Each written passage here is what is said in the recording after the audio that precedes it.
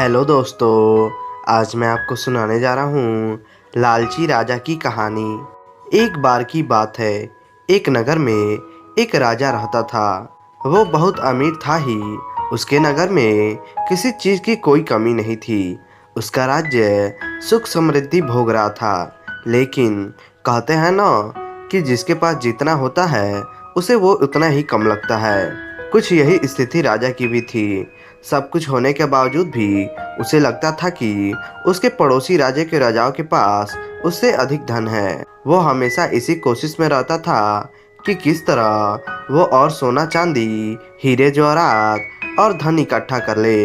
ये उसकी सबसे बड़ी परेशानी बनी रहती थी। फिर भी वो अपने राज्य पर काफी ध्यान देता था ताकि उसका राज्य सभी चीजों से समृद्ध रहे। उसके राज्य के लोगों को किसी चीज की कमी न हो। वो जानता था कि अगर उसका ध्यान उसके राज्य से भटका तो उसकी प्रजा तो निराश और हताश होगी ही। साथ साथ उसकी बरकत में गिरावट भी आ जाएगी और दूसरे राज्य के राजा उसका राज्य हथियाने की कोशिश में लग जाएंगे।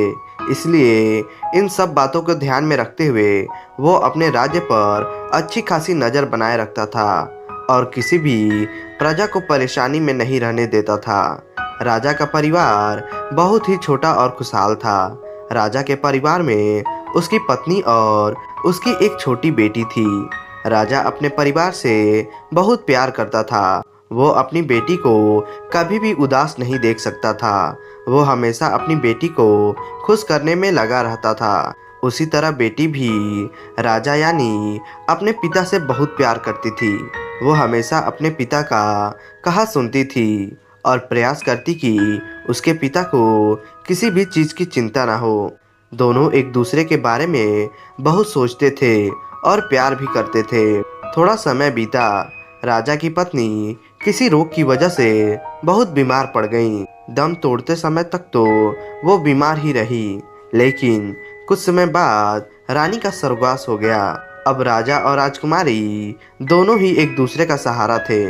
दोनों को रानी की कमी बहुत खलती थी, लेकिन फिर भी दोनों एक दूसरे को संभालने में लगे रहे। किसी ने कभी अपना दुख एक दूसरे के सामने नहीं जताया। समय बहुत बलवान होता है, वो सभी घावों को भर देता है। धीरे धीरे राजा और राजकुमारी दोनों रानी की याद से बाहर निकलने लगे। राजा फिर से अपने राज्य की देखरेख में मसरूफ हो गया और राजकुमारी भी अपनी माँ की यादों के साथ रहने लगी। राजा ने रानी की यादों को तो समेट लिया, लेकिन अपनी लालच की आदत से